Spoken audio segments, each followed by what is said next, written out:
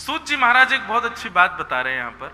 सूत जी महाराज कहते हैं, आपने जितने भी धर्म अनुष्ठान किए, जितने भी आपने अपने जीवन में वैदिक कार्य किए, श्रावण के महीना में शंकर जी पर खूब जल अभिषेक किया, जगन्नाथपुरी जाकर के वैष्णव संतों को प्रसाद पवा दिया, आपने जितने भी सत्कर्म अपने जीवन में किए, उन सत्कर्मों से ठाकुर जी प्रसन्न हैं कि नहीं, ये आपको कैसे पता चले? उसका प्रमाण क्या है?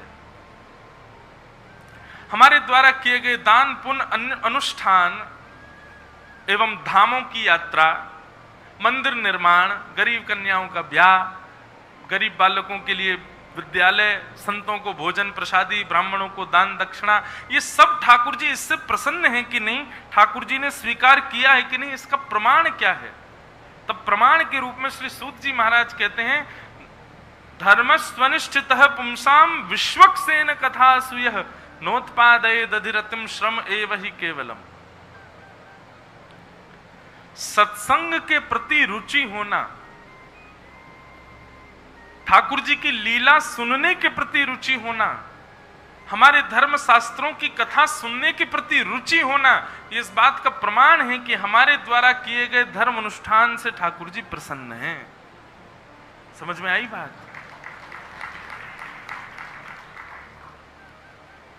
जिनको समझ आई उनने ताली बजाई। वास्तविकता यह है, आपके चित्त में यह भाव प्रकट होता है कि अरे कथा है, हमको सुनना है, वहां किसी का सत्संग चल रहा है, हमको जाना है। और आजकल तो YouTube पर ही सब सुनते हैं। महाराज जी के सत्संग सुनना है, उनका सत्संग सुनना है, उनके भाव सुनने हैं, उनकी वाणी सुननी है।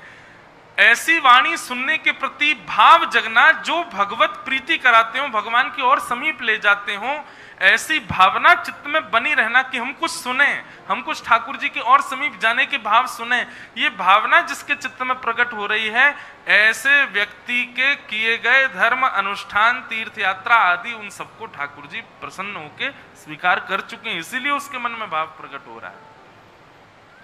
आप अपनी इच्छा से सत्संग सुन ही नहीं सकते, क्योंकि सत्संग सुनने से ठाकुर जी से प्रेम होता है, और आप अपनी इच्छा से ठाकुर जी से प्रेम नहीं कर सकते। ठाकुर जी जब आपको चुन लेते हैं कि इस मैं चाहता हूं ये मुझसे प्रेम करे, तभी आपके चित्त में सत्संग के प्रति रुचि बढ़ती है।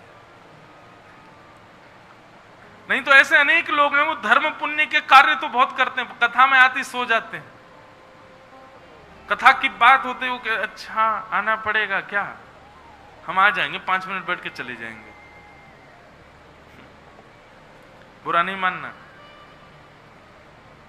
राज सत्ता के लोग जो होते हैं, कोई बैठा हो तो सॉरी, हाँ, राज सत्ता के लोग कितने पुण्य के काम करते हैं, मंदिर बनवा देंगे, स्कूल बनवा देंगे, बच्चों के ब्याह करवा देंगे, कितना कुछ करते हैं। कथा में वो बैठेंगे भी तो उनका मन नहीं लगता कथा। अब मुझे तो व्यासपीठ से सब दिख जाते हैं, किसका मन लग रहा है, किसका नहीं लग रहा। तो जिसका भी लग रहा होता है, नहीं लग रहा होता, मैं समझ जाता हूँ इसका भाव है ही नहीं। ठाकुर जी चाह ही नहीं रहे कि ये सुने।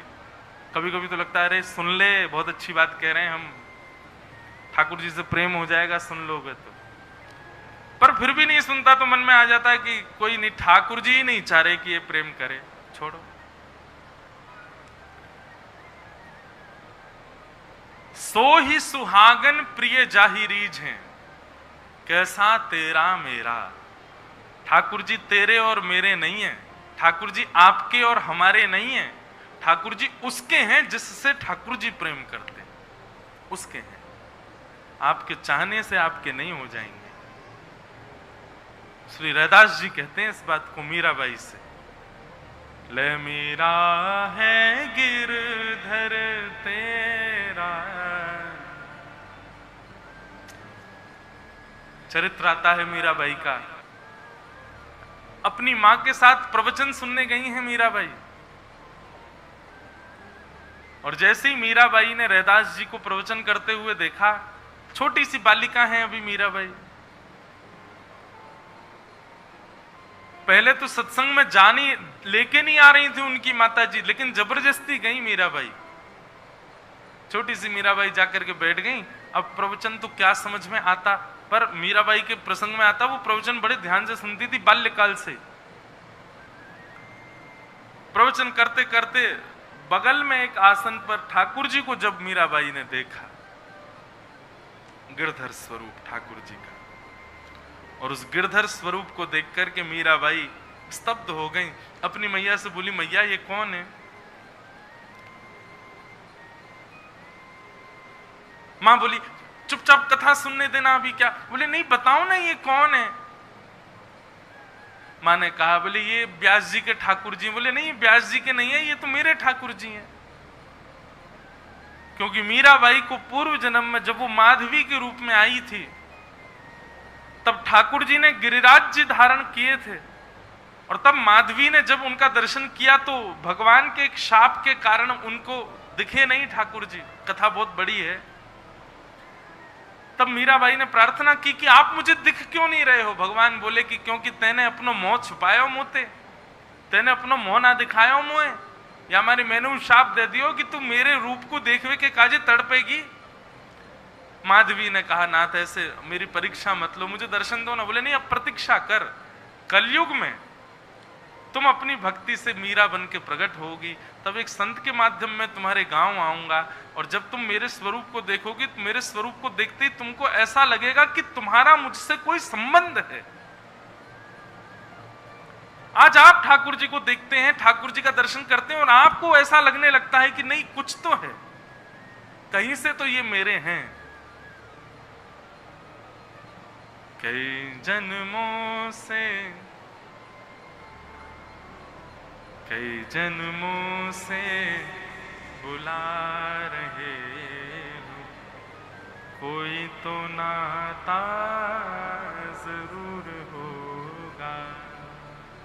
नजरों से नजरें मिला न पाऊं, मेरी नजर का कसूर होगा। तुम ही तो मेरे माता पिता हो, तुम ही तो मेरे बंधु सखा हो, कितने रिश्ते तुम संग मेरे, कोई तो रिश्ता जरूर होगा। नजरों से नजरें मिला न पाऊं, मेरी नजर का कसूर होगा। मैं बार बार इस बात को कहता हूं कि आपका कोई तो संबंध है। आप ठाकुर जी आपसे प्रेम करते हैं तभी वो प्रिय लग रहे हैं आपको। आपको प्रिय, स्वच्छंद आपको प्रिय वो नहीं लग सकते, उनको आप प्रिय लगते हो, इसीलिए आपको वो प्रिय लग रहे हैं। और जैसे ही ठाकुर जी प्रिय लगे, चूकिएगा मत, उसी समय पकड़ लो ठाकुर जी को। बस हमको ये प्रिय लगे, इसका मतलब हम इनके प्रिय हैं। मीराबाई ने जैसे ही देखा उसी समय पीछे पड़ गई, ये बाबा के ठाकुर जी नहीं है, ये तो मेरे ठाकुर जी हैं। रैदास जी से जाकर के जिद करने लगी मीराबाई, बोले बाबा ये ठाकुर जी तो मेरे हैं। अब किसी के ठाकुर जी मांगोगे वो कैसे दे देगा अपने ठाकुर जी? रैदास जी बोले, अरे लाली कैसी बात कर रही हुई, मेरे ठाकुर जी इतने वर्षों से मैं सेवा कर रहा हूं। मीराबाई ने रैदास जी से कुछ कहा ही नहीं, ठाकुर जी के पास गई, बोले तुम ही हो, तुम ही नहीं आना चाहते मेरे पास? अरे कितनी और प्रतीक्षा कराओगे, पिछले जन्म से प्रतीक्षा कर रही हूं। मीराबाई की माता जी सुन के आश्चर्य कर रही है, ये बोल क्या रही है, ये हो क्या गया इसको? 3 दिन के लिए अन्न जल का त्याग कर दिया, भूखी प्यासी मीराबाई अनशन पर बैठी। बोले याद अब मैं नहीं आऊंगी आपको लेने के लिए, मैं नहीं आऊंगी आपको पाने के लिए, आप आओ मेरे पास, और नहीं आए तो अपने प्राण त्याग दूंगी। तब रात्रि में रैदास जी को एक दिन ठाकुर जी ने स्वप्न दिया, और स्वप्न में कहा बाबा अब आपकी सेवा पूर्ण है गई है, मैं तो आपके पास या मारे आयो ताकि एक दिन आप मुझको या मीरा को प्रदान कर दो, और आज वो शुभ घड़ी आई है, अब मुझे लेके चलो, मीराबाई को दे दो। रैदास जी खूब रोए, मेरी सेवा में कोई कमी रह गई ठाकुर जी? नहीं, सेवा में कोई कमी नहीं है, पर ये तो मेरा स्वभाव है, मैं एक के पास आऊं दूसरे के पास जावे के लिए, दूसरे के पास जाऊं तीसरे के पास जावे के लिए। मेरा तो स्वभाव है, मैं तो प्रेम लेवे के काजे भक्तन के पास भ्रमण करता रहूं। श्री गोपाल भट्ट गोस्वामी जी के हृदय भाव से ठाकुर जी शालिग्राम से प्रकट हो गए, पर गोपाल भट्ट जी सेवा करते रहे। सेवा करने के पश्चात कुछ समय बाद तो ठाकुर जी को अपने शिष्यों को पधरा दिया। उसके बाद वो गुसाई परंपरा, अब ठाकुर जी एक के ही नहीं रह सकते ना, और अब तो नियम भी है कि जितने परिवार उतने दिन की सेवा फिर बढ़ती बदलती रहती है। ठाकुर जी तो संयोग वियोग में खेलते हैं। आज मेरे माथे श्री गिरधर लाल जी विराज गए, पर एक दिन मुझसे कहीं ना कहीं जाएंगे, किसी ना किसी और किसी, भले ही परिवार में ही किसी के पास जाएं, पर सेवा तो किसी और से करवाएंगे अपनी। ठाकुर जी का स्वभाव है। रैदास जी को ठाकुर जी ने कहा जाकर के मीराबाई को दे दो, और श्री रैदास जी ठाकुर जी लेकर के गए मीराबाई के पास। भूखी प्यासी 3 दिन से बिल्कुल अचेत अवस्था में पड़ी हैं, और जैसे ही श्री गिरधर लाल जी प्रस्तुत किए, चेतना आ गई मीराबाई को। और तब रैदास जी कहते हैं, सो ही सुहागन प्रिय जाहि रीझ हैं, कैसा तेरा मेरा। ठाकुर जी तेरे मेरे हमारे और आपके नहीं होते हैं, ठाकुर जी उसके होते हैं जिससे ठाकुर जी प्रेम करते हैं। ठाकुर जी उसी के पास जाते हैं। मैं सबको एक बात समझाता हूं, कभी भी कोई पूछे कि आपके ठाकुर जी कहां से लाए, कैसे लाए, कितने के लाए, उनको मीराबाई का उत्तर दिया करो। कोई कहे सस्तो, कोई कहे महंगो, कोई कहे सस्तो, कोई कहे महंगो। हे मायरी मायरी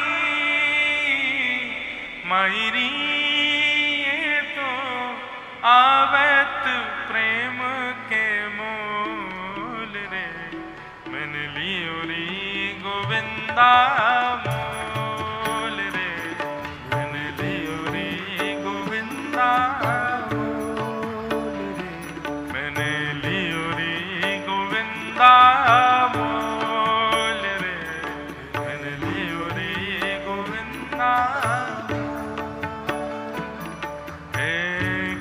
कहे सस्तो, कोई कहे महंगो, कोई कहे सस्तो, कोई कहे महंगो। अच्छा, हमसे कोई पूछता है ना कि आप गिरधर लाल जी कितने के लाए, हम उसको पूछते हैं, अच्छा आपके पुत्र है? हाँ। आपकी पत्नी है? हाँ। आपके पति हैं? बोला कितने के लाए? अरे महाराज जी ऐसे कैसे, हम कोई खरीद के तो मैं क्यों खरीद के लाऊंगा?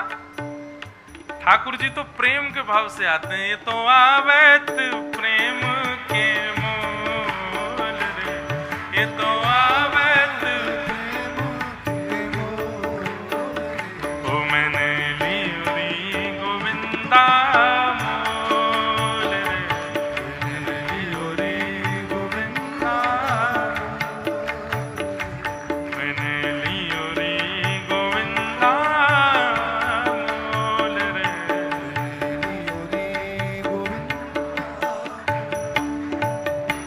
तो भाई, हमने जो कुछ भी अपने जीवन में किया, धर्म अनुष्ठान पुण्य सेवा आदि जो कुछ भी, सब ठाकुर जी ने स्वीकार की और उससे ठाकुर जी प्रसन्न हुए। इसका एक ही प्रमाण है कि सत्संग के प्रति रुचि बढ़ना। अगर आपकी सत्संग में रुचि नहीं है तो आप केवल पुण्य कमा रहे हो अपनी सेवा से, अपने भाव से। देखो, पुण्य और सेवा में अंतर होता है, पुण्य में और भक्ति में अंतर होता है। कई लोग मंदिर इसलिए जाते हैं उनको पुण्य चाहिए, कई लोग सेवा इसलिए करते हैं उनको पुण्य चाहिए, पर नैष्ठिक वैष्णव जो होगा वो पुण्य की कामना से कभी ठाकुर जी की सेवा नहीं करता। पुण्य का मतलब क्या होता है? जिसके बदले, जैसे धन होता है ना, वैसे ही पुण्य होता है। धन भी कमाया जाता है, पुण्य भी कमाया जाता है। धन कमा करके विषय भोग जो होते हैं उनको भोगा जाता है, ऐसे पुण्य कमा करके यश वैभव ऐश्वर्य आदि इन सबको प्राप्त किया जाता है। पुण्य से क्या मिलता है पता है?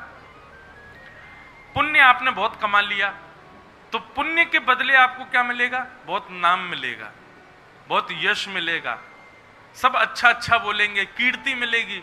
और यदि पुण्य प्राप्त करके आप मृत्यु को प्राप्त होगे तो पुण्य के बदले स्वर्ग मिल जाएगा। लेकिन जैसे धन खर्च होता है, पुण्य भी खर्च होता है। आपने गंगा में एक डुबकी लगाई, तो डुबकी लगाते ही आपको पुण्य मिल गया। आप जैसे ही बाहर आए, हमने कि तुम बहुत अच्छे हो, अब मैंने आपकी बड़ाई करी, आपका पुण्य खत्म। आपकी प्रशंसा होते ही पुण्य खत्म हो जाता है, आपका यश होते ही पुण्य खत्म हो जाता है। तो कई लोग मंदिर पुण्य के लिए जाते हैं, पर नैष्ठिक वैष्णव जो होते हैं वो पुण्य की कामना से ठाकुर जी के पास नहीं जाते, वो ठाकुर जी से प्रेम करते हैं, इसलिए ठाकुर जी के पास जाते। संबंधों में भी तो ऐसा है कि आप किसी से संबंध इसलिए बना रहे हो क्योंकि उससे आपका कोई काम बन रहा है, तो ये उस व्यक्ति के समान है जो पुण्य के लिए भक्ति करता है। पर कोई व्यक्ति आपके गुण नहीं देखता, आपका रूप नहीं देखता, आपका स्वरूप नहीं देखता, बस आपसे प्रेम करता है, वो प्रेमी ज्यादा श्रेष्ठ है ना। ऐसे ही नैष्ठिक वैष्णव जो होता है वो पुण्य के लिए ठाकुर जी के पास नहीं जाता, बस सदा मुझसे ठाकुर जी राजी रहें, मैं इनकी सदा सेवा करूं, इसके बदले मुझे कुछ नहीं चाहिए।